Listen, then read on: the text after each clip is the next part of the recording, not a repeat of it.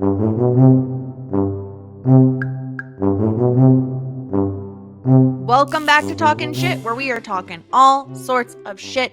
Schitt's Creek, that is. I'm Jess Sterling, and today we are talking about Season 3, Episode 13, the Season 3 finale called Grad Night. And of course, as always, I am joined here by someone who once a year likes to go by the name Damian Steele. Oh gosh. No.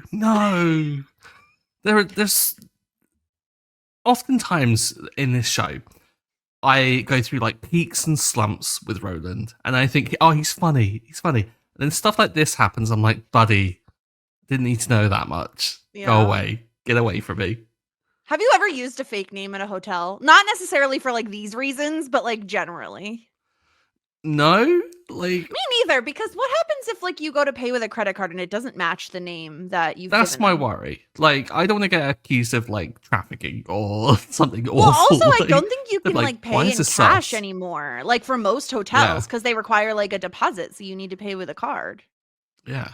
If anything, I want them to know who it is. I want them to like prepare for my arrival. It's fucking Stuart.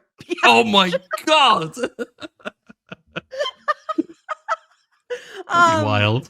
Anyway, this episode is incredible. I couldn't even help myself, and I pretty much hyped it to you immediately after last episode because I was just so excited to rewatch it, and didn't disappoint me, Stuart. I know you're just as in love with it.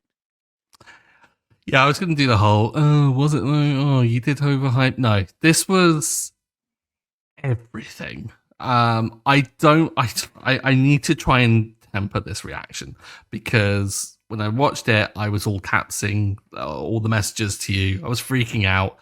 Then I rewatched it shortly before we recorded this, and I was exactly the same. My excitement for it was through the roof because everything happened. Everything. Oh, it was adorable, and I don't know how this show has the gall to be this adorable. It's ridiculous. Yeah, it really is a warm hug of a show, and it's such an incredible finale because it feels like once again, we've talked about character arcs, we've talked about the growth narratives for each character. It feels like they're all yet again hitting new kind of like marking points in their growth journeys. And every single Rose family member is having an incredible episode this episode. And it's just so fun to see. I think in terms of laughs per minute, a warm hug, like sentimental moments, it has all of those things. Absolutely everything. It's chocker. Like, I don't think there's even a second of dead air. Like, in terms of like a dud joke, a dud storyline. I think everything jumps from something that makes me crack up or feel the warm fuzzies. Yeah. Perfect episode. Yeah, it's really incredible. All right, well, let's do a quick little recap here at the top. Of course, if you're not already, make sure to subscribe to us, Talkin' Shit. That's talking without a G. Find us on YouTube. We're still looking to get 200 subscribers. We're slowly creeping up there, and we so appreciate everyone who subscribes because once we do get to 200, it will be a momentous day, and we don't know what we're going to do to celebrate, but there will be something. So let's start with a little recap here. It is a big day for the Roses. Let's start with Johnny, who has fully booked the motel for the first time in ages. Well done, Johnny. That for him. Time to fire up the no vacancy sign because there's no room at the inn, baby. Alexis is graduating high school. She tells the rest of the family not to come because it's not a big deal or anything. She also makes the extremely selfless decision to quit her job at the vet's office so Ted can hire someone more qualified. Growth. True growth. Mean, more qualified, actually competent might be more accurate, but yeah, we'll give it to her. Moira and the Jazzagals got a gig at a festival out of town, and sadly, Jocelyn can't make it because of the graduation, or can she? Moira can tell that Alexis actually does want her there, and her and the gals make a surprise appearance on stage at graduation, and it is the absolute cutest thing ever. great. I'm Lastly, trying not to think about it. Just too much. Lastly, it's David's birthday, but no one has remembered. Patrick offers to take David out to dinner, which David doesn't realize is a date and invites Stevie. Thankfully, Stevie is a smart cookie and gets the hell out of there, but not before giving David a little bit of a point, thumbs up when it comes to Patrick. Patrick gives David the receipt from their first sale in a lovely black frame. He's learning. We love it. And they end the night with their first kiss. Oh my God. And we all collectively lose our minds. What a lovely way to end the season, Stuart. It was. I pride myself on having a slight branding with like friends and family of being like the cynical, slightly heartless one. I always have the cold takes on everything. This kicked me in the gut with how like adorable it was. And so when they had the kiss and it all came, I was like, this is what I needed. I felt like I raw dogged COVID by not watching this. Like, you know how people go on planes and they don't listen to music? I feel like I went through COVID on hard mode. This isn't fair, right? Yeah, it's so funny you say that. Yes, because this is a show that definitely got people through the pandemic. Yeah. Specifically, the series finale aired during the pandemic. And Stuart, I mean, I'm not going to spoil the series finale for you, but I will spoil like a tiny thing in terms of my reaction to it. You know me, I hardly ever cry at media. It is just not, I don't know why. It is not something I do. Barely anything ever brings me to tears that I am like watching, reading, experiencing. The finale, no, I cried. I full on cried. And Wow. blame, pandemic on top of just the feels, but like it was, yes, I cannot, it's going to be a while till we get there. But now we can officially say. Now we can say it.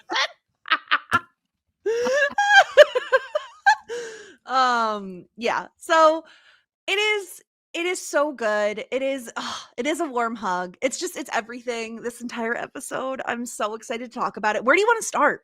Because there's so many good things. Okay.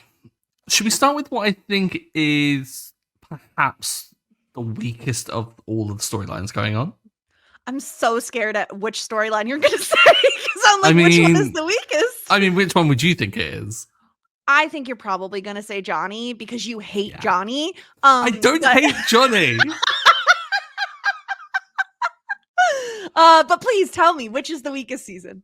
I mean, it was Johnny's. Or weakest. Weakest. Because I mean, it's a good achievement, and like I loved when he tells the news to Stevie that like they have finally fully booked it.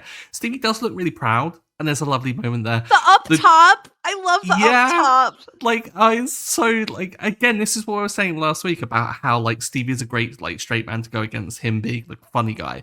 Of like he's there like kind of pushing her out of her comfort zone and kind of pushing up against that kind of cold exterior. But then it had jokes as well. Like the fact that he goes, like when he goes, Stevie, she goes, have you tried turning it off and on again? And then he goes, well, I am still stuck on all caps, but and then when you cut to the actual screen, it is like halfway through, all the bookings are in caps. Yeah. It's ridiculous. But yeah, this was I say the weakest, but I would say that if this were in any other episode, this would be a really strong plot point. And so this speaks to the caliber of this episode. Yeah, I love everything about this, right? Like from Johnny being so proud of them, like the little team that could, like he is so proud. And he pulls that out of Stevie too, because without Johnny there being like, isn't this great? Isn't this incredible? Stevie is not going to have it. Is okay. Now I'm realizing that I actually do relate to Johnny quite a bit because Stuart, I don't know if this is something this is news to you. I'm a very excitable person. And what? I know. And there are times when my excitement level is like at a 10 and the other person, usually my husband, it's never at a 10. Like, it's probably never even really at a 5. And Mhm. so it's hard for me sometimes because I'm like, why are you not as excited as I am? Like up top, like, come on. So I'm the Johnny in this situation, but I do think he kind of pulls it out of Stevie in a way to like Mhm. for her to actually be like, yeah, no, that is exciting. That's great. It's like, okay, well, we need to get a no. Need to get a no because there is now no vacancy. Um, Yeah. it's I love so that that was cute. how Stevie expressed like a bit of like joy and happiness in the moment of just like, of course she makes a dry joke about how, oh, it's been broken for so long. Yeah. Of course. Yeah. But I understand why this would be because, like, sentimentally, yes, there is some like cute stuff here, but it's not as like intense or like Hmm. as incredible as some of the other things that happen in the episode. Yeah. And my biggest like nit to pick with it, if I was picking nits, again, love this episode. It is absolutely stellar. But like we're here to talk about it. So I feel like it's my job to like poke at something. Why is Johnny working the front desk? Like when it's his son's birthday and it's his daughter's graduation and Stevie is able to go to David's birthday dinner last minute because it wasn't even happening until earlier that day. Like why can't Stevie cover the desk so that at the very least Johnny can attend Alexis's graduation? Okay, so I've got a theory on this. Okay. I think that there is like a. I mean, Stevie and Johnny must have some sort of a rota of like who has to work when and where. I think Stevie's a good friend and knows when David's birthday is and anticipates that there is going to be something for it and therefore books it off. Oh. Whereas Johnny is fucking useless and forgets about it and goes, Well, because "Oh no, early I in the have to episode, work." yeah, the what is it, the cold open, they like no Hmm. one remembers it's his birthday. But then Yeah, why didn't Stevie get him a gift? Or does she's just like, we're not doing gifts. We're not that close. We're not those yeah, people. maybe she's not a gift person. I'm I can kind see of like that. that Yeah. sometimes. She's Yeah, her and David aren't those types of people to get each other yeah. gifts. That's not their I friendship. think she's more like, let's go out and I'll pay for your drinks kind of friend. Yes. Like she'll Yeah, get I him could see drunk. that. Yeah. Yeah. Yeah, and so I agree with you. I think if we're going to say there is a weakest part of the episode, it is probably this. Granted, it's not weak at all. It's just by comparison. Mm, Still very exciting, still very cute. yeah. Now, the people that have been ragging on me for like talking mad stuff about Johnny, guard your ears. Why is Johnny getting everyone to do his job for him? Why is he constantly getting everyone to like chip in and help out? Dude, that's your job. Wait, who did he ask this time? I He don't asked remember. he asked Alexis at the beginning, he's like, "Can I have a favor?" Or I have a Oh, right. favor. I have a favor, and she's like, "Oh, can you Yeah. give me a ride to work?" Yeah. And like even by Morio's own admission that everyone is chipping in. Like, why? Why is everyone doing Yeah. Johnny's job for him? It feels like a real dad thing where it's like, well, if you have time to lean, you have time to clean. Like that. I feel like Johnny would say something like that. I mean, yeah, it's very much like a. I'm just gonna make my obligation your obligation, and I don't know whether I'm triggered by it because my dad was very much like that as well. He'd be like, "Oh, if I've got a job, you've got a job," and I'm like, "Go away, leave me alone.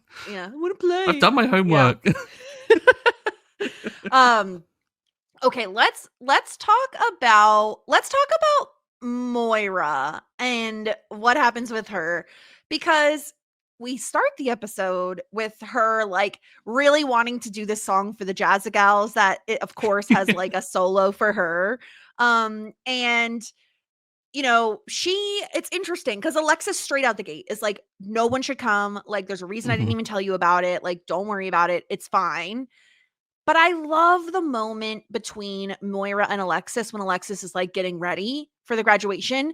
Because even if Moira hadn't shown up at the graduation, I still think that moment is so sweet. Because again, if we're going way, way, way, way, way back to the season 1 finale, where Moira is struggling to even say she loves her children to their Mhm. faces, she is, oh, Alexis, you look so beautiful. Like, don't put that hat on, it'll detract from your Radiant. face. Yeah, you're radiant. And her saying like she's so proud of her. Mhm. Like, I feel like it's night and day. Like, there is so Yeah. much growth from Moira that like even without her attending the graduation, it's massive.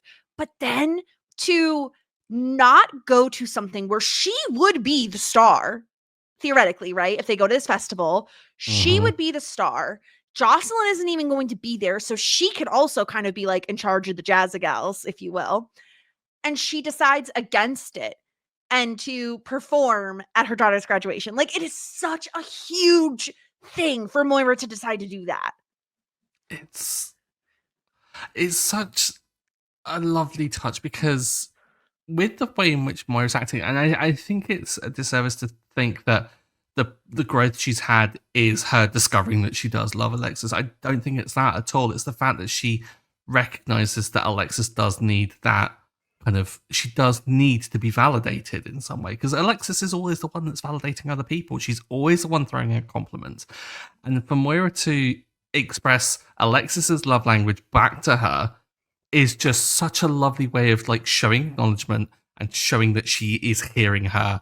And the fact that, I don't know, did you think that Moira was had started planning this straight away, or do you think that she did it after she spoke with Alexis? Oh, I think she did it after. I think she was picking up on the cues of Alexis saying, like, Mm, oh, it's not too late. You know, if you do want to come, you can. And yeah, Moira is saying, like, oh, but I already have other plans. And I think the more she sits with it and the more she sees Alexis in that cap and gown, she thinks, I probably should be there.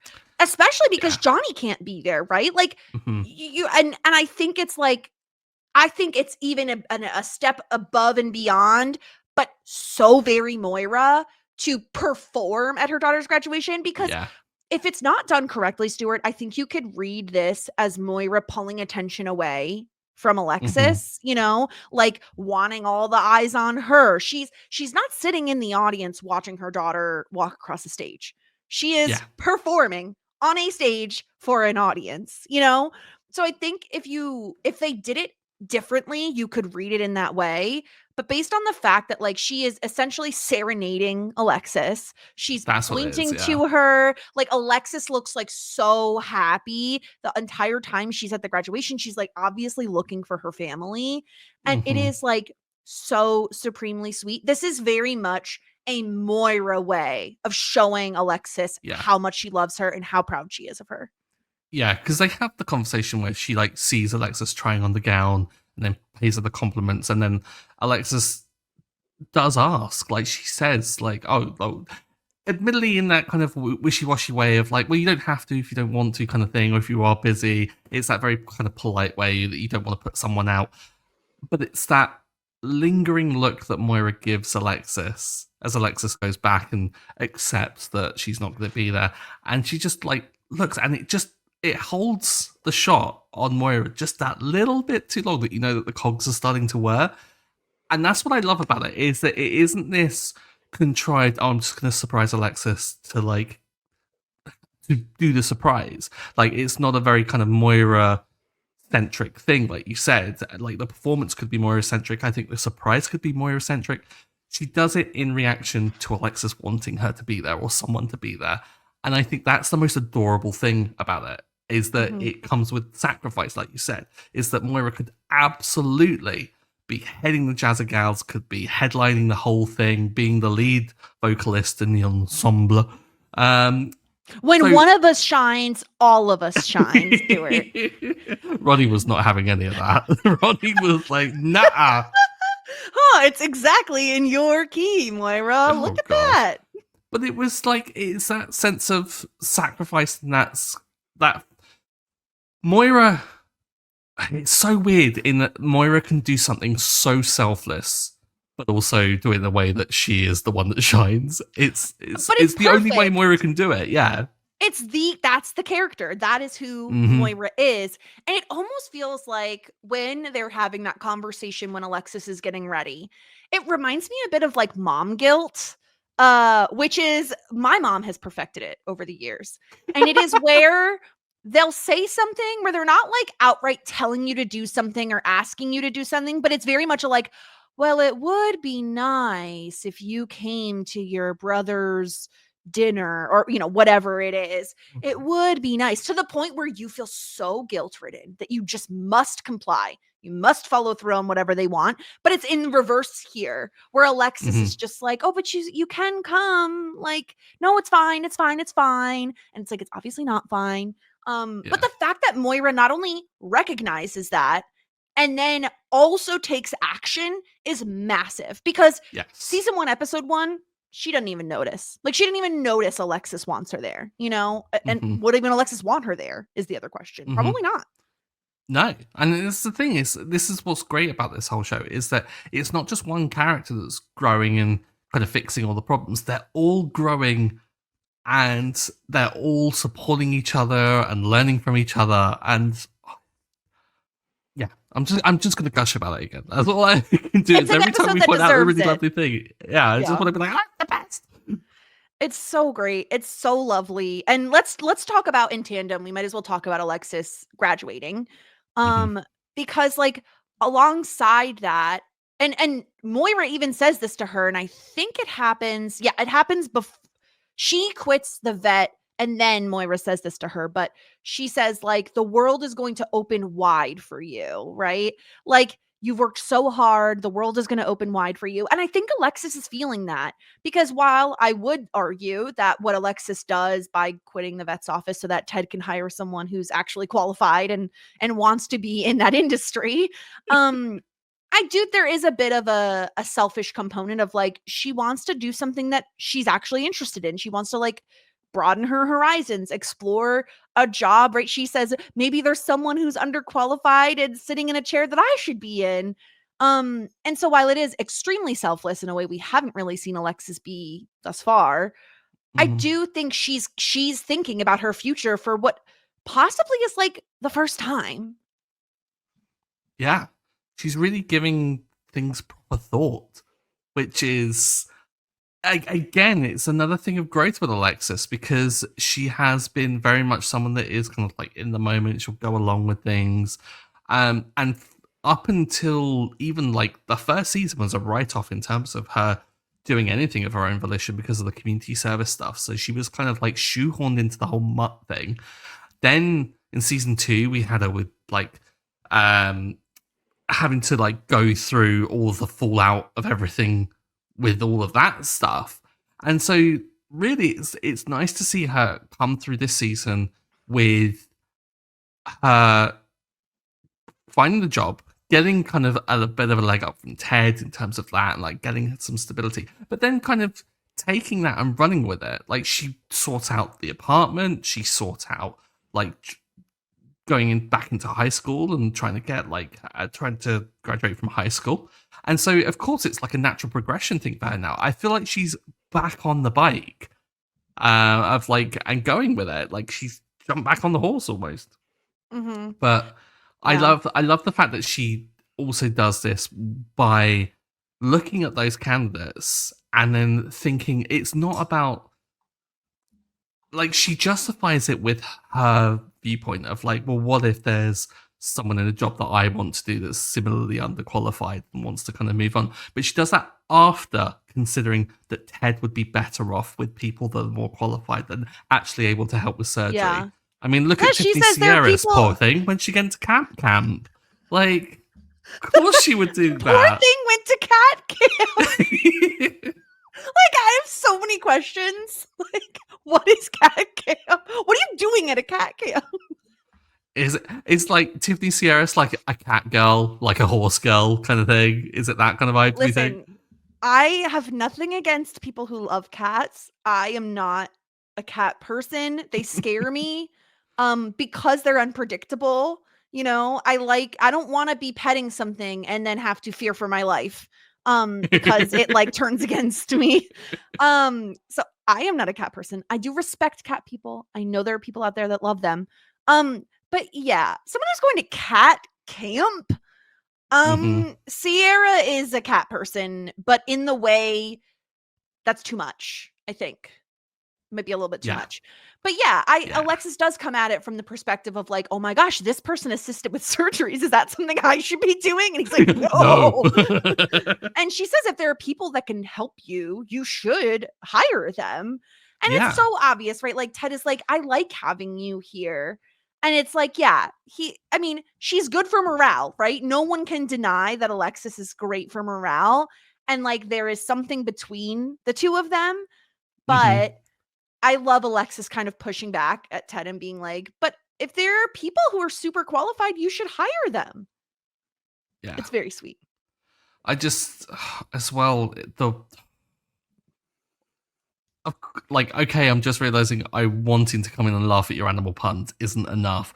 Like, she wants to. Like, she wants to. And And he's she like, does you like genuinely laugh at those? them. Yeah, she's like, some of them. Some Sometimes, of yeah. them. And then I also love Ted showing up at graduation because it is a Ted thing, right? Like Ted would Yeah. show up at her graduation, be very supportive, and she's like, "Oh, I thought you wouldn't come because like I just quit." Like I love that he is like, absolutely not. Doesn't mean we're not Mhm. friends just because we're not working together anymore. It's very, very sweet. Of course, he's taking photos, and of course, she wants to approve them before they get posted online. Yeah. Of course. Because Ted would be that absolute Facebook uploader of like 40 pictures from the same shot. Oh. Horrible. And I guarantee Horrible. her graduation was in his calendar the moment she said that she was like going into Oh, definitely. like The minute she got passing grades, for diploma. sure. He knows. Yeah, exactly. I think it would have been the moment she even like joined up. Like I think he would have had faith in her, and I think he would have been also that uber organized that it would be in there way too early. Yeah. On the nitpicky side of things, this isn't even nitpicking. It's more observational than anything. This was like the smallest like graduation I've ever seen. Like there's like no one there. And on top of that, Ted just like sits next to Alexis. Like that's abnormal to have like the general crowd sitting with the graduates. Yeah. It's very strange. So did you have like giant graduation? Because like you guys do graduations for high school, and then do you do them for college as well? Yes, I did not go to my college graduation. I went to a very large university and I graduated in January. Most of the time people graduate in June. So like I could have gone to like the June graduation, but I had already been out of college at 6 and I was like, I don't have any friends here. Like I don't care. Like it means nothing to me. Again, no judgment on anybody who attends those. It just I didn't care enough. But high school is, I think, the bigger one for people. I went to a fairly small school, I would say. Like my graduating class was probably around 200 kids. And that's on the smaller side.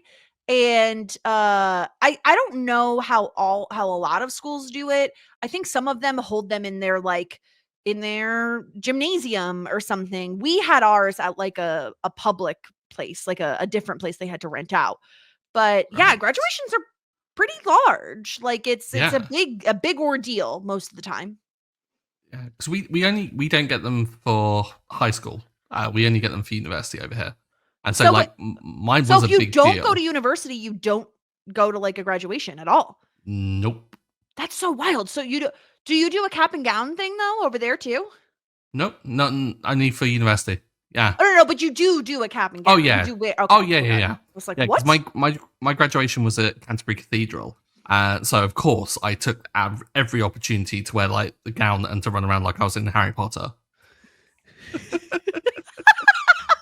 Okay, I just had to Google it. Oh, this is beautiful. Meanwhile, you're gonna laugh, but this is the truth. I am not lying. The place that I graduated, like the place where my graduation took place, is colloquially known as the Egg. The Egg? Because it's kind of shaped like an egg. It's in Albany. If you Google it, you'll see it. It looks kind of like a deviled egg, like shaped like a deviled egg. Wow. It's called the Egg. That's where I had my graduation. Yeah, but it's a big thing. Like it is. Nowadays, I think it's even bigger. Like I know, like kids decorate the top of their cap. Yeah, it's getting a bit too much. Like, what's with like the American obsession with promposals. Decorating stuff? It's like, yeah, promposals, decorating your little cap for graduation, decorating car parking spots for like. That's a big thing I've seen on TikTok. What do you mean car parking spots? For like, what? They paint them. They get a designated car parking spot and then they paint them. Oh, like at their high school. At their high school, yeah. I was like, they paint them with like paint? Yeah. But what do they do with big it thing in I there? watched on. I guess there's just like a bucket load of white spirit that they just go around and like start cleaning everything off with. Is this like a Southern thing? This feels like a Southern thing to me. Possibly. It was very eccentric. It seemed like full on top tier Americana like Well, stuff. because I will tell you right now, again, I went to a small school, a kind of rural school. You could drive to school as a junior, but you didn't get to park in the senior lot. You had to park way the hell out in a gravel parking lot that they didn't maintain and therefore got really muddy and really icy in inclement weather. So you might die. That was my experience. So I don't know what kids are doing these days, painting parking spots, but like, okay. I Have love fun. that you think that like people might die from like parking spots being a bit precarious, whereas I'm You thinking could slip and die. school kids driving is what's going to make people die. Like that seems like the worst idea. I mean, yeah. Wait, is this abnormal? Do kid like in the UK? Would you we like can only not learn drive? when we're 17. You learn to drive at 17? Yeah, Can't you drink at like 16? No, 18. Yeah. No, 16. Sorry. No, So- you can drink at 16? Wait, no, we can drink technically, I think legally from like 14, but you can't get served in pubs until 18. Wait a minute. So Yeah. so if someone bought you a case of beer, you could Yeah, just fine. go. Could you buy a case of beer at 16? No. So you can't buy it until you're 18, but you can You can't drink buy it, but you like, can whatever consume age. it? Yeah. does that Technically, make sense? I'm not sure if this is still the case. I could be really showing my age here. But if you go out for a meal, I believe you can get like a pint of beer with your meal, even if you're a kid. That's This, wild. I could be But you absolutely can't drive regurgitating until something you're that I don't know is true. 17. But you can't drive until you're 17, no. That's wild. Yeah. I mean, a lot of kids in the US don't drive until they're 17 anyway, but where I grew up, you needed a car to get around. Like you could not walk places. So Yeah. it's America's big. Anyway. America big. America big. I don't know where. Oh, we were talking about Alexa's graduation. I don't know how we got here. How did we get here? Either way, I also really enjoyed how Alexis wore her gown, more like a off the shoulder kind of shawl. Yeah, it was nice to have an episode as gushy as this, where Alexis was still Alexis. Like she put her stamp on everything. Like I loved the cold open as well, where after like her and David are quite rightly outraged at their parents being just awful as per usual, she still takes the time to scold David for the really hefty perfume, and it's just like, David, woof. Woof, so David. Good. I should have clipped that. I didn't clip the woof, David. Yeah, it's perfect. I love, and Alexis is graduated now. Like truly, the world is her oyster. And Stuart, maybe I should say, oh, you know what? I'll save it for next podcast when we do the season wrap up to get your predictions about Alexis. Yeah. Because now she's done with high school. Like she actually has a degree, or no. Well, I guess technically no. High school degree? I guess it's a degree. Diploma? Yeah, sure. Why not? Diploma, whatever. I hardly know. I was going to, and I held off. I'm just letting you know that it was happening in my head. Let's get to what I would argue is the best thing of the episode. Like the best story. Look at my shocked face. Just not shocked with this at all. It's so good. It is so good. It's David's birthday, and he's very grumpy because I don't understand what happened. Like it seems like he did warn his family about it earlier in the week, and then either they didn't make plans with him or they forgot again because it's his birthday. He's working and he's very grouchy. And I love Patrick being like, I'm piecing together that maybe it's your birthday. And every time I watch the scene, I die at Patrick going, how old are we? And him immediately having to like change tactics halfway through the sentence. No. We're not yeah, because David is like, absolutely not. We're not doing that. Mm-hmm. So perfect. And he's planning on popping a pill, crying a bit, and falling asleep early. I mean, good birthday. probably how I spent mine. Yeah. Yeah. But it's like imagine people forgetting your birthday though, Jess. How outrageous, right? right? You in my calendar now. It's not my fault. Okay. Listeners of the podcast, My birthday was last week, week before, and Jessica here forgot it. How outrageous is that? I did wish you a happy birthday the day after. The day after. Outrageous. I know. I'm never going Anyway, to forget it. I'm so it's fine. distraught. You know what? You look devastated. But Patrick immediately is like, "Oh, let's go to Cafe Tropical. Like, we'll do a birthday dinner." So Sorry, he I need to jump in. He called it Cafe Tropical. I think one of my first questions on this podcast was, is it Cafe Tropical or is it Tropical? Tropical, confirmed. Tropical. Yeah, moderately edible food will be there.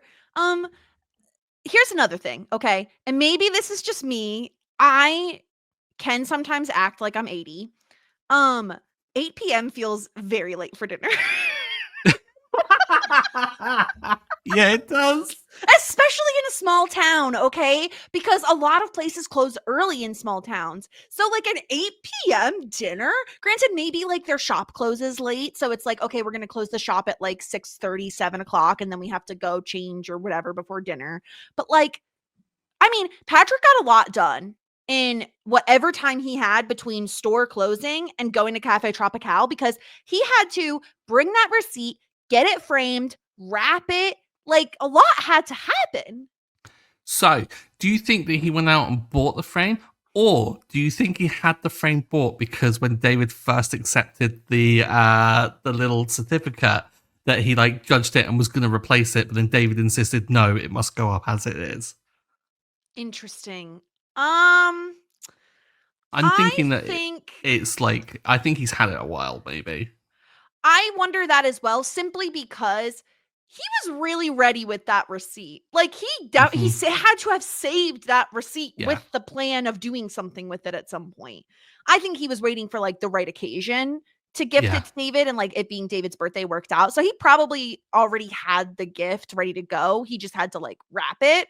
But is 8 p.m. a late dinner for you? It just feels late to me.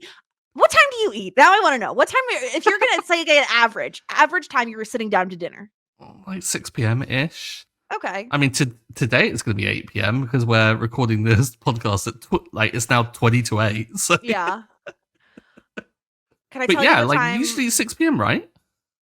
Yeah, I mean, I also sometimes will eat at like 5 p.m. Like I'd say between like 5 and 7. 7 being a late dinner for us. Okay, but like That's what I'd say. okay, so since COVID, since like everyone starting to work from home more and stuff like that, has it gotten earlier and earlier? Because there's Yeah, so probably. many people I know that have been like, yeah, I have my dinner at like 4 and I go to bed at 8 now. It's like I don't everyone's do like that. cycle has shifted. But certainly, yeah, because you're already home. So you're not having to do the whole commute home, change out of your work clothes, settle in, then Yeah. cook. It's a little bit easier. Yeah. So maybe that's what it is. I was just like, oh, 8. Oh my gosh, that is such a late. Woof. It's a woof, David. So yeah, they're gonna go. I love this. I love that it's awkward. He's still like spritzing things because it's like it's a little bit like he's asking him on the first date, essentially. And what do you think? Do you truly think David didn't realize it was a date, which is why he invited Stevie? Yes, I think that David is just blind to it.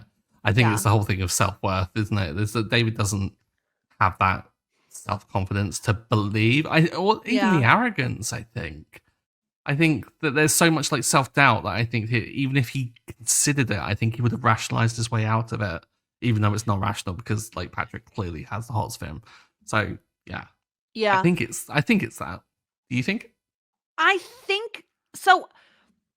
I think there is a nagging piece in David's brain that is like, are we flirting? Is this flirting? Does he like me? I don't think David is like stupid, right? Like, I feel like he can sense that there are like flirty vibes, but I think he's a little bit scared to explore it. And so I think he invites Stevie as like this buffer almost between him and Patrick as like a way to make things a little bit smoother. Like, so that and also, it kind of is a way to test, is this actually a date? Because when Stevie shows up, what is Patrick's reaction? You know, is it like, oh, hey, Stevie, come on and join us? Or is it, like, I thought this was What's just between this the two of bitch us. doing here? Exactly. So I do think it's a little bit more involved. And I'm not saying anything David is doing is like malicious. I think it's all Mhm. coming from a place of insecurity, of not wanting to be wrong about, Yeah. I don't want to think this is a date and then it's not.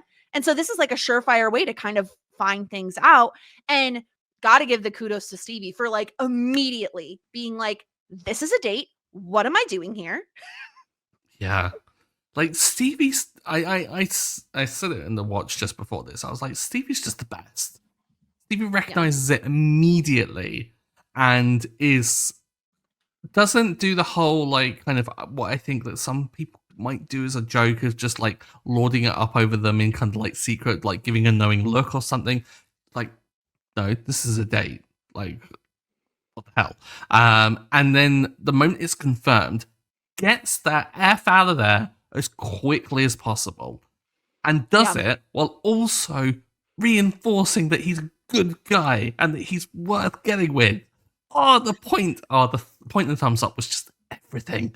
It's just So such a good. small thing, but it is so perfect. I Mm-hmm. love Stevie being like, "He got you a present. It is beautifully wrapped." Like, if there is anything sentimental in here, it is a date. And I think it's perfect because it's straight to the point. It's very blunt, like Stevie is. It's poking fun at David, like Stevie likes to do.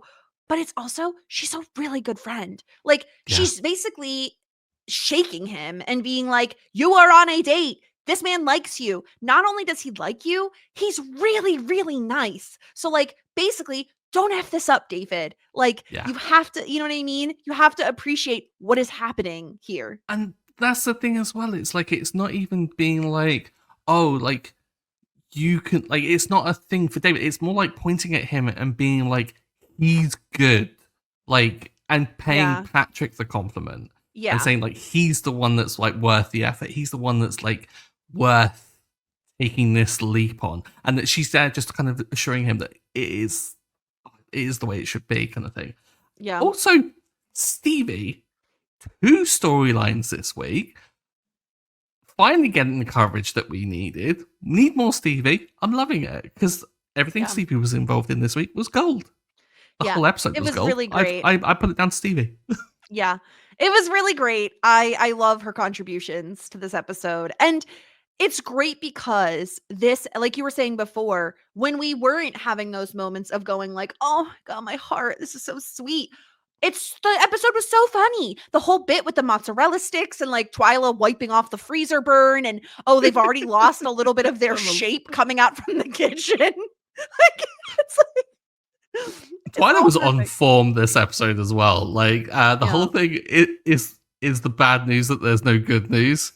Like, what the like poor Twyla having to endure Yeah. that as a kid. That was like The her family aunt is or something that horrible. said it. I was like, that's horrid. Yeah, and David saying, "Oh, they've done such a wonderful job at editing down the menu." Like, it is, it's like, it's for the dinner jackets, like the wine pairing with the mozzarella sticks, like Mm-hmm. everything was perfect. And of course, it concludes with just this like incredible and funny moment between Patrick and David where they're, "Oh, I'm so happy I invested in your business." And then of course, David can't bring himself to say, "Yeah, I'm so happy you invested in in the business too," you know? And then it's just so perfect down to the point where David is the one who ends up making the first move to kiss Patrick. Mm-hmm.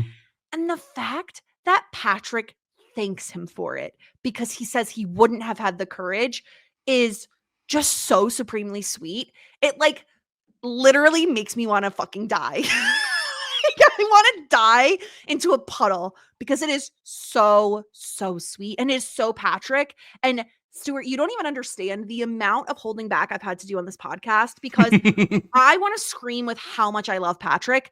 I think he is the absolute perfect balance for David. He is sweet in the way that David isn't. And he's like Mm-hmm. so sentimental, and David tends to be a little bit more skeptical, right? Like Yeah. they're an odd pairing, but they work so well because Patrick has that thing where he can poke fun at David, and David can take it and poke fun back. And it is like so incredible. I love it so much. Yeah. It's Patrick speaks with a real honesty and a real like clarity, because it's one thing to say thanks after being kissed. That's kind of really kind of like, I think, surface, but it's the fact that he says like, thank you for making it happen for us. Like, he refers to it as like them immediately, and that's what's like really endearing, because like you said about the sentimentality, is that he's already calling it us. And Mhm. it's not just thank you for kissing me and like validating me, or it's all thank you for kind of like having a smooch. It's more than that. It's not just like a kiss. It's something that's very deep and meaningful. And then the fact that he just says, "Can we talk tomorrow?" And it's not, "Can we do that again tomorrow?" It's, "Can we talk Mhm. tomorrow?" One of my I've gushed about the West Wing before, but one of my favorite lines of all time is a really declarative thing where one character says to another, "I just want to talk." And I think that is probably the most romantic thing possible, because sometimes you do just want to listen to the person that you absolutely adore just talk, and talk back with them, and like have good communication. And this is what is fantastic, is that Patrick is a great communicator. And one of the biggest problems with a lot of frustrating things, it's hilarious actually, because this week I rewatched Normal People, and we had a conversation about it midweek, because what was really frustrating in that TV show is that they had a tumultuous relationship that was inhibited by the fact that they were awful communicators. And what is so refreshing to see in Schitt's Creek is that Patrick, coming out of the gate, is communicating so well and so successfully, and is doing so not in a kind of really kind of clinical, oh, to have a good relationship, we have to talk about X, Y, Z. He's doing it in a very kind of natural way that David responds to incredibly well. So I love it. I'm so behind this relationship that I swear, if you've all been building me up and this doesn't work out, I'm going to be livid. I'm going to quit the pod, and I've threatened it many times, but I will follow through. One of the main things I really, really love as well is that, like, he does say, I've never done that before with a guy. So, like, we find Mhm. out that this is, Patrick's first potential relationship with another man, but it is not treated like a stereotypical way that I feel like these storylines are often treated, where it's like an Mhm. exploration of sexuality and like Yeah. him discovering that he has, you know what I mean? Like it feels very natural. Like he's just like, yeah, and then I decided that I really like David and I'm attracted to David. And you know what I mean? Like the way they treat it feels so lovely. It reminds me a bit of like Heartstopper, if anyone has watched Heartstopper, where it's just like very wholesome and very cute and quaint in a way, Mhm. with LGBTQ stories. And I just love that about this, that like we do learn, I've never done that with a guy, but it's not treated like this like massive, like huge, humongous No, thing. It's just he says it and that's it's it. yeah, it's nuanced, and this is something that has been lacking from queer stories for so long. Is that oftentimes they're so tropey. Like they're often like tragic. They're often going against societal things, and this is just the practicality of being open to relationships with people of any kind of genders. Is that you will have that just hurdle of, oh well, that there will be a first of something. He acknowledges that it's a first, but it's not a hurdle. It's not a barrier. It's not like a big deal. He just acknowledges it. Mhm. And just in the same way that someone might acknowledge that it's their first kiss, or it's the first time they've ever like done the deed with someone, and I love it. It's, oh, It's so the sweet. quality of this show is too good. I know, it's so good.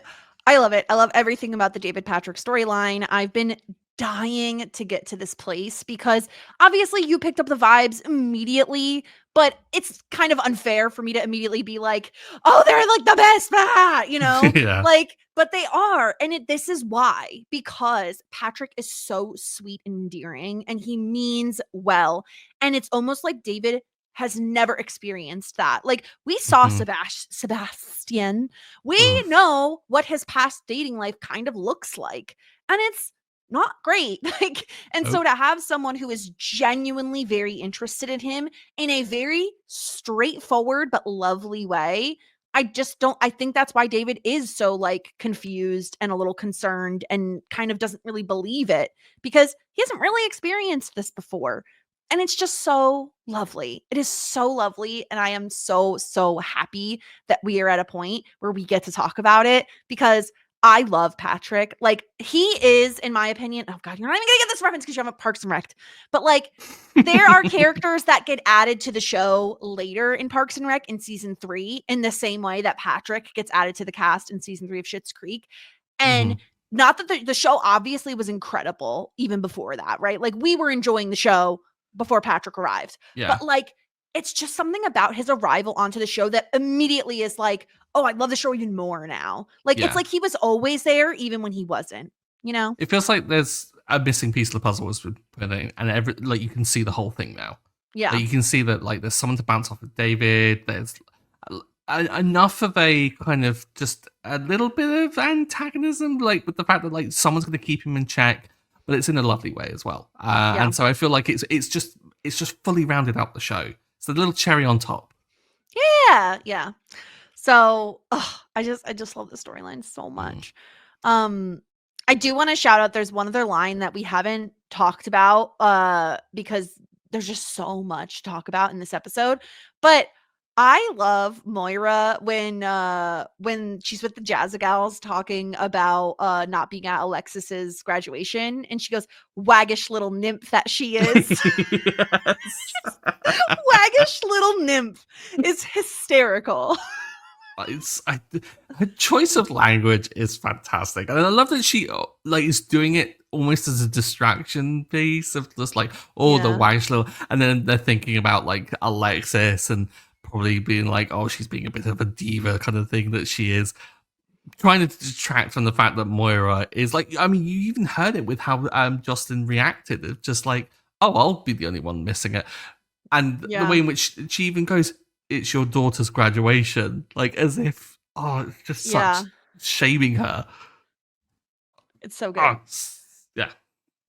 Anything else that we missed that you want to talk about before we talk about some feedback that we got? I'm just cycling through my I do love the notes to song make choice by sure. Moira. The baby, Oh, I'm I'm yours, baby, I'm yours. yours. It's so good. Oh, yes. It's an excellent choice. And again, the song choice is what I think made that as special as it was, because if it had been anything other than Moira being able to like sing it to Alexis, it wouldn't have worked at all. Yeah. The final countdown, or I don't know, what's the one from Glee that they always sing? Don't stop believing. Like anything like that that's like a Glee-ish Like, song wouldn't have worked. yeah, But if cheesy it's or yeah. yeah, but like because it's her singing it to Alexis, oh, I if we had a word cloud for this episode, it's just going to be the word "so" and "lovely" like in giant text. But it's so lovely. It is. It is. Yeah. And of course, in typical Schitt's Creek fashion, they have to like cap off the episode with like the ridiculousness of "Happy Day, Alex Oh and my Davis." god. So good. Such a great callback to Johnny being awful at phone orders. Because you know it was exactly that situation again. It was the garden all over again. Moira's And also, Rose's garden.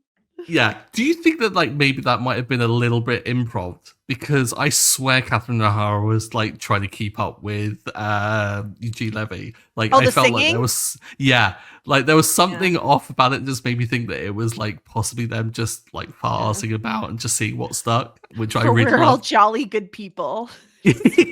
Ridiculous. Ridiculous. Oh, I love this episode so much. Yeah. Okay, let's get into some feedback that we have here. So Aaron writes in, what a sweet season finale. I really appreciate that Patrick is such a good communicator. I really love the way he said, thank you for making that happen for us. And I'm really proud of David for going in for the kiss, because I don't think he'd usually be a first move kind of guy. It's a really beautiful first kiss moment. And I also love how Stevie is all for it.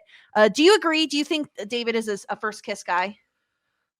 Yeah, he's certainly not the one to initiate at all. Like, even when like we see the whole him and Stevie thing, it's like them at the same time. They're kind of going off the same vibes with each other. He's not the one to ordinarily go for it, and it's only because of that reassurance. Yeah. Yeah. Aaron continues, I'm glad to see Ted back in my eyeballs because I needed a palate cleanser after watching Hot Frosty. Ted is very, very hot. Jack was something else. Anyway, I love him for turning up to graduation. Yeah. And everything else in this episode is very, very sweet, but those were my favorite bits. Love it. Love it so much. We also got an email from Erica.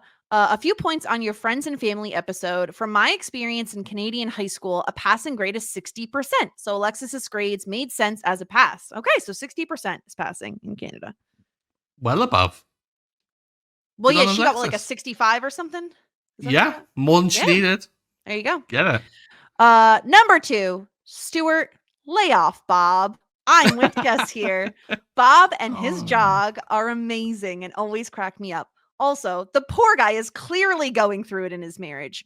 What with Gwen using internet at the library a lot, questionable. Her not wanting Bob home if Christmas World fails, and now her wanting to bring a +1 to the store launch. Clearly things are bad at the cabin. Have some empathy for poor clueless Bob. Didn't even consider the +1 in this whole thing. Oh my gosh. Are we going to see, like, I hope this, like, follows through and this has actually been layering up. Like, she wants a +1, like, menage a trois style. I mean, considering, like, Roland and Jocelyn and their kind of, like, wild sex life. Swinging! Maybe? Yeah, look out for pineapples. We need to see if they have any pineapple tchotchkes. Oh. What if they go to that pineapple hotel? That stupid pineapple hotel. As for grad night, I hope Stuart felt as gooey and gushy and happy and butterfly-y as we all did the first time we watched this episode. Can confirm. Yeah. David not realizing Patrick and here on a date is so adorable and also a bit sad. Like he can't fully accept that he's worthy of the affection of a real good person. So I always love when Stevie clearly sees what's going on and like a true best friend opens David's eyes to the situation and leaves. Stevie is great. Totally agree. Also, Moira singing for Alexis just shows how far they've come, and the whole situation nicely echoes when Alexis was sick and needed her mom. This time, Alexis is not the one asking for her mom. Rather, Moira is the one choosing to show up. Finally, so good. Oh, I know. So I love that we've come a long way from that because, like, Moira was really like strong-armed into showing affection when Alexis was sick. Yeah. Now she just does it of her own accord. It's so sweet. It'd be better if she knew the graduation was happening. But again, we have you can only hope so much, you know. We have to have patience. We know people that are awful with calendars. Doesn't necessarily mean that they don't care. Yeah. Just means they're unorganized. You know who you are. Oh, God. Anyway. We also got an email from Natalie. Hello, Jess and Stuart. I absolutely love your podcast and it brings so much joy to my life. I look forward to listening every week and have a reason to go back and watch the episodes. That is so sweet. Wonderful. And guess what? It's so lovely. This week's episode will be very special to me, and I thought you would appreciate how the timing lines up, as I do. This episode is all about Alexis graduating and David's birthday, and it just so happens that within just over the next week, I have both my college graduation and my birthday, making this episode extra special to me right now. Well, happy birthday, Natalie. I don't know if you're hearing this on your birthday or after your birthday or whatever, but happy birthday.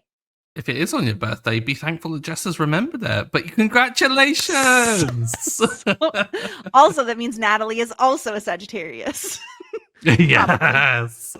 I also have to say that I love this episode so much, as I'm sure many people do. I've seen it so many times, and there are so many iconic moments that not only include great one-liners, such as very uninterested in that opinion and woof David in the first scene alone, and such great moments of growth. I can't wait to hear your in-depth analysis of it, and I'm also very excited for you to get to season 4, as it is my favorite season of the show.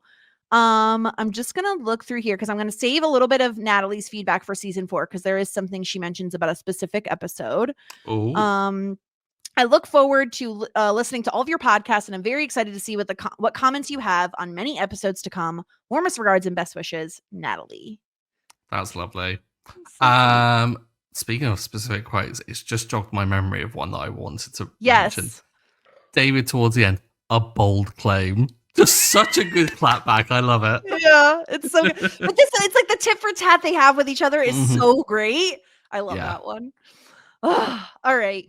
It is time. Let's get into our ratings for the episode. This is like, if we thought last episode was tough, I feel like this episode is extremely difficult to pick a winner and a loser. Like, okay. All right. Who is simply the best, Stuart? And there's so many candidates. Oh, there really is. It feels impossible. Okay. I talk contenders. I want it to be Stevie because, of course, pointing thumbs up, being just brilliant as Stevie is. I want it to be. Oh god, I want it to be Alexis for nominating herself to quit, so that not because she wants to quit, because she likes turning up to hear his awful puns. She wants to do it because Ted could do with someone that is better. It's just so lovely. I'm gonna say it again, so lovely, so lovely. Moira as well for doing that. Well, I don't think I can't give it to Patrick. It's got to be Patrick, right? That's Oh. Yeah. It's extremely difficult to just give one point this episode. And I will say my top two contenders were Alexis and Patrick. I feel like because Alexis both has a selfless moment at the vet's office, wanting Ted to hire someone who knows what they're doing, who is enthusiastic, who's gone to cat camp. I it's like really sweet and shows a lot of growth from her. Also, she's graduating, which is a big deal. And I also appreciate that she does ask her family to come. Like she does say to Moira, if you want to come, I just think all of that stuff is so supremely sweet. And it makes me want to give the point to Alexis. But Patrick, but Patrick, the gift, the fact that he makes David have a really great birthday. David was having a rough day and he really improved it. The fact that he is such an excellent communicator, that he says, thank you for doing that for us. Everything about these moments. And even when Stevie arrives, right? A shittier person would have been what? Why is Stevie here? Yeah. He goes with the flow immediately. Just rolls with it. He rolls with it immediately because he's this must be what makes David feel more comfortable. I'm fine with that. It is so beautiful and wonderful. And he wears all blue all the time. And I don't know why I love that as well. But I have to also give my point to Patrick. And it's really hard to not give it to other people because there are so many worthy contenders. Just know that I thought really hard about this. And ultimately, it's going to be Patrick. Because he's just the cutest, most adorable. Okay. Disgruntled pelican point. Stuart, who's a disgruntled pelican this episode? There are so few contenders. Yeah. That it comes down to, I think, the regulars. Which means that I'm going to get some more hate. Because, okay, I think let's go obvious. Roland is always up there, right? Because Damian Steele. He call him by his name, Stuart. One day a year. No. Damian Steele. But does he actually do anything that's that bad in this episode? Why is he showing up so late to the motel to get his key? He could have shown up any time during the day to get that key. Because he's not going to collect the key and then go about his day. He's going to collect the key when he goes to the hotel to use it to hook up with Jocelyn. Okay, but counterpoint, he knows it's graduation night because he says they only play this role play game once a year on graduation night. He knows he has to know Alexis is graduating. Could he not have picked up the key earlier in the day? But does he know that Johnny's working that night? For all he knows, Stevie's covering the shift. And what's Stevie got to do with the graduation? I mean, because she's friends with Alexis, kind of. It's also This David's is birthday. clutching. Clutching at I'm just straws. saying, like, also he's wasting Johnny's time, like, so much here. And my other question is, why doesn't Johnny recognize Roland's voice on the phone when Roland is the one who books the motel? I guarantee he was putting on a voice. Like, he was like, hello, it's Hello. Damien Steele. Damien Steele. Steele. Coming to a gives- cinema near you. It gives Michael Scott Goldfinger. What is the thing he writes? Michael Scarn. That's the energy it gives. Yeah. Oh gosh, It's horrible. Anyway, sorry. I Continue. had to watch that episode again. Fantastic. Yeah. So I mean, like, Roland is, I think, always a contender, possibly, unless he does something that kind of really kind of elevates him up. Johnny, I'm gonna throw it out there. He's trying to get people to do his work for him. He forgets that his son's birthday. He doesn't know his daughter's graduating. He fucks up the cake again. Like, that's 4 bad things I've just cited. I think more than enough reason to possibly throw it over to Johnny. Moira, he forgets as well. That's 2 dings. She's trying to take over the Jazzagals in suggesting a song that they've already vetoed. She is willing, even when she realizes that Jocelyn is going to her daughter's graduation and she's not, she still wasn't necessarily going to go. So that's quite bad. Twyla for still issuing those giant menus. Mozzarella sticks. The bad mozzarella sticks, the freezer bird. Also, it did very much crack me up when Twyla's like, is this all? Because I have to go. And I'm like, you're the only waitress here. I love it.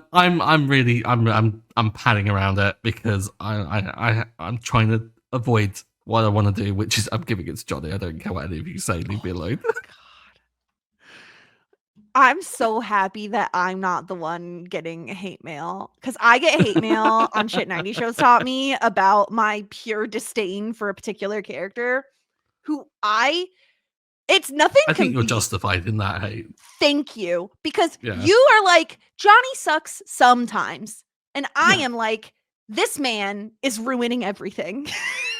He's the worst human that's ever existed. So a little bit different. No, I'm not taking away points from Johnny in this episode. Absolutely not. No, Roland sucks. Like, he knows Alexis is graduating. All he wants is attention. He wants to go to the motel and be like, oh, I've got a reservation, Johnny. And Johnny to be like, no, you don't. Look at my reservation list. You're not here. He's like, that's because it's under Damien Steele. Like, he wants the attention. He could have gone earlier in the day. This is a very small town. He easily could have picked up that key earlier. Like, no excuses. Also, stop telling people about your little kinks with your wife. Like, just go do them. The entire world doesn't need to know about your sexual exploits, Roland. Okay? Like, they especially don't need to know your weird little pet names for each other when you're undercover or whatever the hell. Like, I don't know if they change up their names from year to year. He seems to like already know what hers is. So yeah, it's dumb and I hate it. Lisa Merriweather. Hardly know her. It's like, why? That's my question, is why? Like, go have fun with your wife. Stop involving other people in it. Unless, again, pineapples. Maybe I'm a bit of a Roland apologist here, because I kind of think that maybe he brags so much, kind of because he's a bit of a douchebag. But I think also there's a hint of him kind of bragging because he loves Jocelyn that much. And he's like, can you believe I get to bang her in such weird ways? Like, can you believe I get to bang her in such weird ways? You should see what we do he would word with the tchotchkes. Exactly. Straight up that bud. Yeah. It's also just like, why isn't Roland at the graduation watching his wife perform? You know? Like, what? Come on. No, that's I'm just adding a little thing on the top. It's like a sprinkle of hatred. But no, I really hate Roland. I find him to be like, he's so, like you said, he's very braggadocious about his sexual exploits with his wife in ways that like people don't need to know about, Roland. Okay, Yeah. keep it to yourself, Damian Steele. I can't. Just he's the So worst. funny though. It's so funny. He's the worst. Okay, well, those are our ratings. Luckily for us, there is a wig this episode, and it's a great one. The entire outfit's Phenomenal. great. She's been holding out on us all season, and then she busts out this one. Phenomenal. You think Yeah. it's a basic one at first, and then you realize it's like a wig on a wig on a wig. She's what is it? Roxy Andrewsing it. She has a wig on a wig. She has her like. I didn't expect that reference, but absolutely it is. Yeah, she has her like platinum blonde wig and like some low ponytails, like pigtails, and it's very like soft makeup, like very like baby doll fresh face. And then she has this like black wig that almost looks like a headband, but then you're like, Yeah. wait a minute, that is a tinier black wig on top. And then she has like these like fluffy sleeves. Everything about it is 10 out of 10. It's mostly black with like these gold pants. Like the entire ensemble is incredible. And of course, she has to be choking herself with her necklace as always. Yeah. I think this outfit maybe forgives the fact that Moira was wearing possibly something quite inappropriate around her neck for most of the episode. Looked quite phallic. What? Why did you not warn me? Now I need to pull this up. Hold on a second. I'm googling. I need to see what she. Phallic. I don't know. Perhaps I have the dirtiest mind, but I'm pretty sure that she was wearing a vibrator around her neck. No, hold on a second. I need to quickly find a scene with Moira in it so I could see said necklace because scrub all the way through. Hold on. Is this hold on. I'm gonna Oh, now I see it. Yeah? Yeah. I can see it does give that was such a wishy-washy yeah. It does kind of give there's like a textural thing. Like people who wear makeup will know what I'm talking about. NARS has a specific sort of packaging that is like Australian no. NARS? NARS is now I can't NAR. hear it. Oh, NARS. NARS is a makeup brand. But it has this like soft rubber packaging that is often associated with vibrators. And I feel like that's what that does look like. So yeah, sure, I could see it. Called it. Anyway. Yeah. That's Moira's wig. Incredible. I love it. I think it's maybe her best wig of the season. I feel like she didn't have that many of them. Yeah, not that many. I mean, did we have new car this season? That was this season, wasn't it? Okay, I think that's up there because it's in a different category of why it's iconic, though, it's not right? Good iconic. No. Exactly. Yeah. It's ugly iconic. Yeah. Okay, it is time. Let's tier rank the final episode of this season. I feel like it's probably obvious where this one is gonna go, but I'll let you go first, Stuart. Maybe you think differently than I do. Oh, I mean, it's really tough, right? I don't think we've done that hot on this one. So maybe no, of course it's at top of the pile. Yeah. Top of the heap. I can't imagine it being anywhere else. I mean, do you disagree? No, of course it's number one because it has everything. Every single storyline slaps. Every single storyline has heart, has emotion. Every single storyline is hilarious. Like they don't miss. They don't miss on finales. They know what they're doing. It's incredible. We have 3 hot shits. We'll talk about it in next week's podcast when we do our like season overview. But this has to be our highest. Although I don't know that we had a ton of EO Davids. This must be our most like inconsistent in terms of like high highs, low lows seasons that we probably. Yeah. But it's going in the right direction, right? Like we're getting them all up to the top of the board, which is consistent with what everyone has been telling us is that it just gets better and better. Yeah. So I'm expecting by like season 6, they're all going to be hot shit, but we'll see. We'll see. So that's our tier ranking. I mean, that was a quick, dirty, easy, done. Like no muss, no fuss. Which is good because we've been rambling about this episode for a while now. So apologies for the long one, but it's, you know, sorry for saying it was so lovely about 40 million times, but it really was so lovely. I want to pull a transcript from this podcast and truly count how many times it was said. It's a lot. But of course, next week we'll be back talking about this season overall, comparing it to seasons 1 and 2, and then we'll be hopping in to season 4. And Stuart, do you want to know the title of the premiere for season 4? I mean, yeah. Because the name is incredible. So the season 4 premiere is titled Dead Guy in Room 4. I think we might know what's happening. So, we'll see. And of course, Stuart's going to make some predictions next podcast as well for what's to come. So I'm so excited because I feel like we're hitting our stride. You know, now we're in the thick of it. This is the point, Stuart. I don't know if I've mentioned, I started watching Schitt's Creek during season 3 because it came to Netflix like after season 2. So that's when I picked it up. So from here on out, I am watching as the show is airing. Fantastic. I'm so happy with, like, everyone has been saying, like, it gets good, and I'm like, it's good. Why are you all saying it? Like, why are you all telling me this? But it's getting better and better. And to see everyone be kind of like backed up with this, I am so glad because I'm not weird. I understand you all. I get it, guys. Yeah. But it has me hooked. Like I said it earlier, I was like, I'm outraged that this show is making me feel things that it's making me feel. And it's making me, every time we finish this podcast, I don't get the like post-podcast sads of like, oh, it's over now. Because I get to go, oh no, I get to go watch the episode right now. Yeah. Except this week you can't, but you know. What?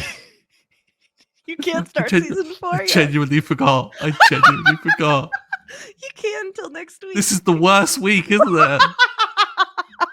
Jess, no. The face. If you're not watching us on YouTube, you really need to, because I saw the realization come over your face. I pre-watched the episode before we recorded this, so I wouldn't cry on the podcast. I might cry now. This is not fair. So, we'll be back next week to talk about the season 3 as a whole. Of course, follow us at Talkin' Shit everywhere. Yeah. You can hear me over on Shit 90 Shows Taught Me, talking about Buffy, talking about Felicity. If you want to hear me rant about a bad character, go listen to that Buffy podcast, because I get a good hating into a particular character. And they have a very them-centered episode coming up that I just watched last night, and I'm like, oh my God, I gotta talk about this. It's fine. Anyway, Stuart, anything else you want to tell people about? No, just that the feedback that's been coming in has been absolutely wonderful. We love getting all of the feedback and all the messages. And just a reminder on the whole 5-star reviews, Jess will read them. I will read them. Write anything you want and I will read it. But yeah, find me on the socials. Stuart Drinks Tea. I'm available on all of those. You can yell at me about Johnny there if you wish. Incredible. All right, everyone. We will be back next week with our season 3 in review. Until then, warmest regards. And best wishes. Tweet us on Facebook or leave us a review and you say, yeah, okay, I think I will.